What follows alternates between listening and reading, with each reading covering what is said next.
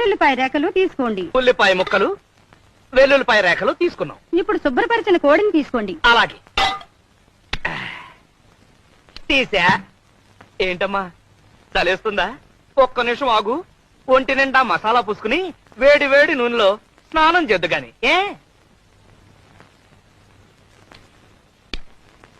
క్రమ పద్ధతిలో చేస్తే ఆరోగ్యం చక్కగా ఉంటుంది.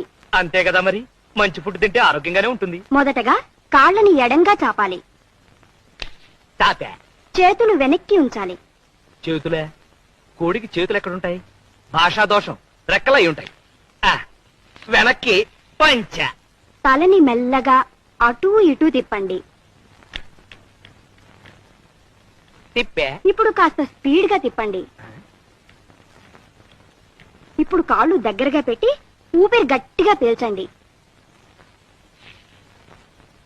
చచ్చింది కదా, మన ఊపిరి ఉంటుంది. మెల్లగా ఊపిరి వదలండి. ఇప్పుడు తల కిందకి పెట్టి కాళ్ళని పైకి లేపండి.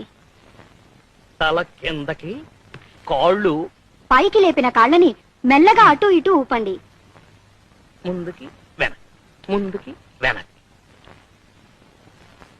ఇప్పుడు మీ ముందు గుమగుమలాడే చికెన్ చిక్ముక్ రెడీగా ఉంది. చక్కగా ఇంటిల్లిపాది తినండి.